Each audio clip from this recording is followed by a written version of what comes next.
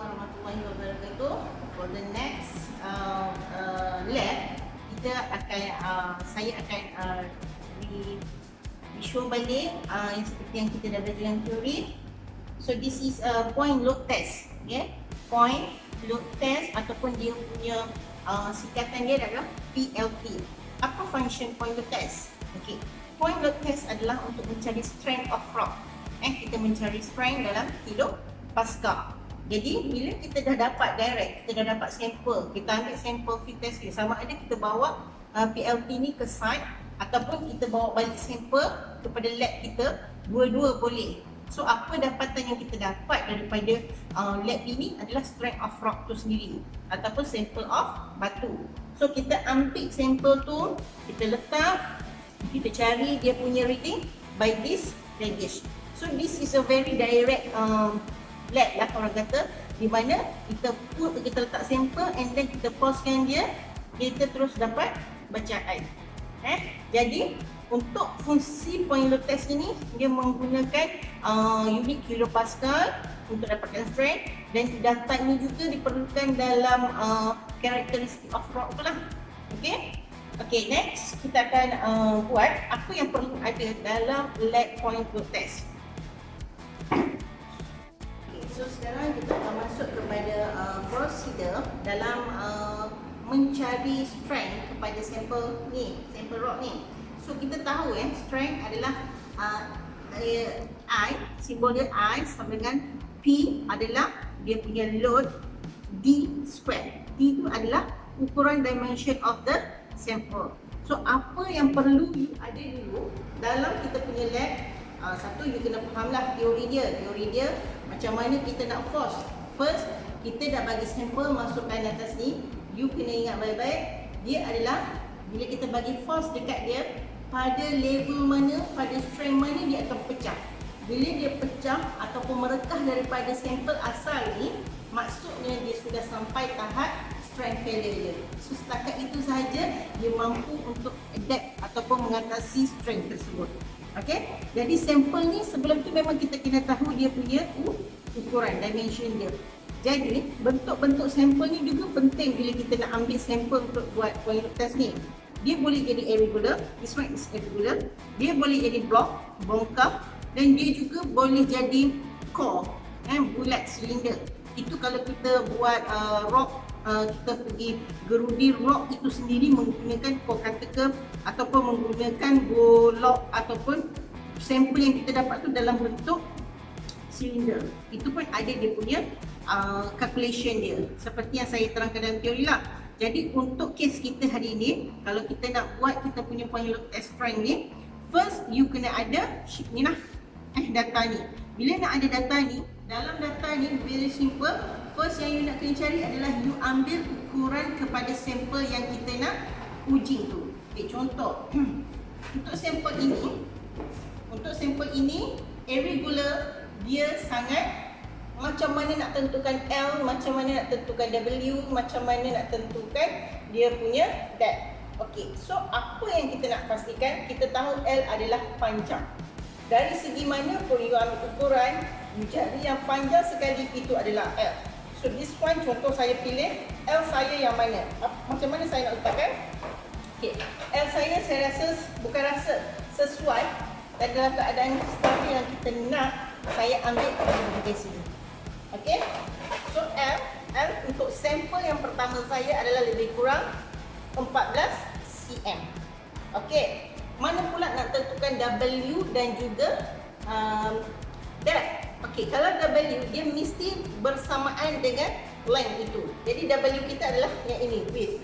Okay, width pula untuk yang ini, special case untuk sampel ni kita kena ambil dua bacaan W. So W1 dan juga W2. Contoh saya ambil tadi, ini adalah L. Okay, W saya kalau ikutkan average you boleh ambil kat sini kan. Tapi cara dia untuk buat ni, you kena ambil daripada hujung ni 1 W dan hujung ni 1 W. Kiraan nanti baru kita average kan dia. So W1 saya adalah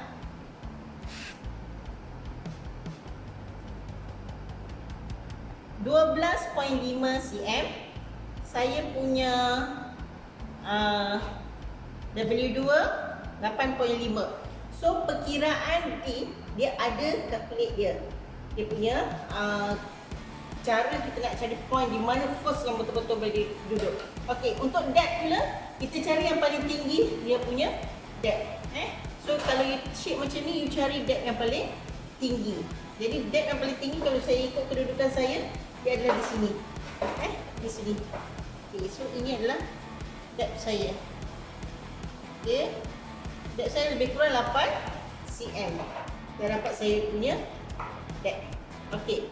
Untuk satu sampel ni, you dah dapat 3 dimension L, W dan juga D. Bila you nak tentukan, Puan macam mana nak tentukan betul center strength tu berada dekat sampel. Kat sini, you decide permukaan mana. Di mana-mana saja, secara logik ataupun kita faham surface distribution, dia akan bertindak di tengah-tengah force. Okey, bila di tengah-tengah force, kalau dalam keadaan macam ini, dia lagi permukaan rata duduk macam ni. Jadi force yang dia berada adalah di bahagian tengah. So pilihan kita tadi adalah point di tengah ni kan. So kedudukan sama ada you nak masuk macam ni ataupun macam ni, kita tengok kesesuaian. Okey, kalau macam ni tak boleh masuk. Okey, kita boleh tukar kepada WPC. Tak boleh masuk. So sampel yang you nak masukkan ke dalam PLT, you kena tengok kesesuaian ataupun saiz yang diperlukan. Okey, seandainya tak dapat masuk macam gini, tak boleh nak bagi force, dia patutnya betul-betul bagi kat tengah. You boleh alat ini dia punya hydraulic jack dia. Ini adalah untuk release dia. Untuk push it down ni, you boleh tekan sahaja di bawah. Okey, kita kena bukakan lock dia dahulu. Lock di bahagian sini dan kena berhati-hati dia ada leaking untuk space dia. Sebab konsep dia adalah hydraulic jack. Okey, push dia. Okey. Sebelum you masukkan sampel, dia hanya ada di antara, ini adalah dia punya tanda aras. Tanda aras sampel yang boleh dimasukkan ke dalam mata ni untuk dia bagikan force. Force ini kita telah design lebih kurang kepada ini kategori apa ini saya kena check balik untuk ni, dan ini akan bagi hydraulic jack ni, dia akan terus bagi bacaan direct kepada force ni. Okey, bila you dah turunkan dia, make sure you lock balik. Masalah bila berlaku, dia adalah leaking di sini. Dia ada minyak dia. Okey, so kita masukkan sampel kita. Okey, nampak tak kesesuaian dia? Macam mana you nak sampel ni berada di dalam keadaan dipegang. Okey, jadi you boleh mulakan hydraulikan dia. Okey, bila you hydraulikan dia, benda ni akan naik. Memang tak nampak, tapi kesabaran diperlukanlah masa ni. Eject dia sampai dia boleh. Okey, ini sebab saya seorang, kalau tak you akan ada kawan. Okey, nampak dia dah hold. Dia dah hold pemegang ni. Okey, apa konsep yang kita kena buat sekarang? Kita dah mula mengira force yang kita kenakan dekat batu ni. Semakin kita checkkan dia, hydraulikkan dia, bacaan dekat sini akan semakin tinggi. Apa pemerhatian yang perlu kita buat adalah kita kena perhatikan rekahan ataupun ada pecahan di permukaan, di semua permukaan sampel yang kita pilih. So kita akan pushkan dia sampai dia blasting. Okay, kita tengok sampai tahap mana.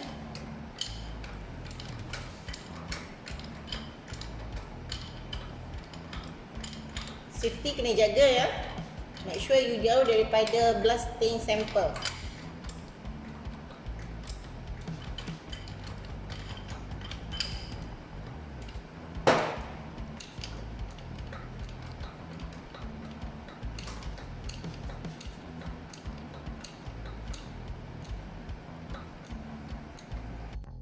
Okay, kita keep continue push. Okay, safety kena jaga. Okay, kalau you tengok sampel, cuba tengok sampel.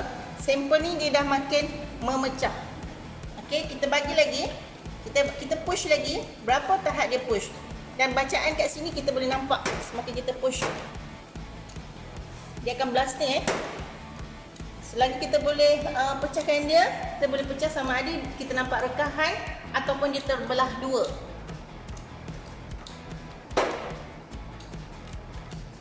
Sampel batu ni semakin pecah.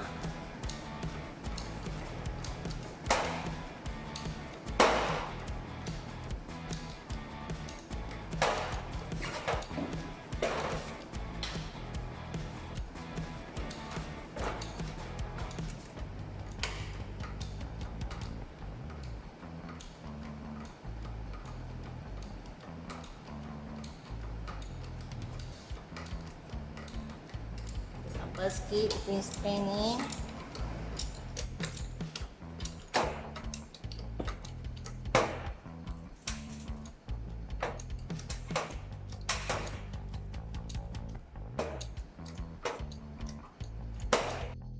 Okey, ini kenapa saya stop? Sebab mungkin orientation kedudukan saya tidak kena pada point yang kita nak. Mungkin saya letak macam ni, dia takkan push. Tetapi force itu akan memberikan dia turun dia macam ni.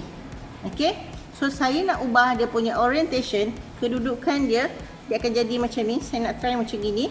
Sama ada push ni dia boleh sampel jadi ataupun tidak. Ini kita pergi kepada sampel kedua juga. Orientation yang ni memanjang. Long saya W dengan ini. Saya nak tengok dia punya strength berapa. Kalau yang tadi dalam 6 lebih. Kalau yang sampel kedua ni kita boleh tengok berapa dia punya strength. Okay, sebab yang ni dia nampak macam rapuh sikit pada pandangan kasar. Kita boleh tengok dia punya tu berapa. Kita tengok kejadian dia. Apa akan berlaku? Dia pecah macam mana? Blastingkan dia sampai dia pecah. Okay, dia nampak rekahan dia di tengah.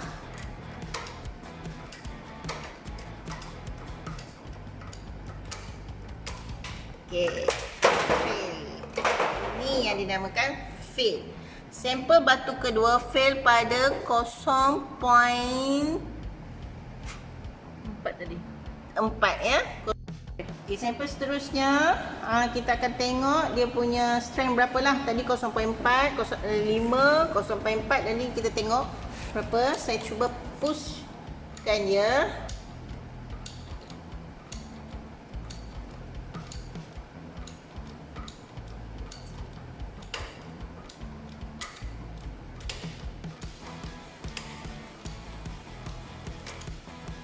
Dia dah pecah.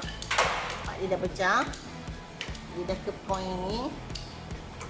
Dia himpit.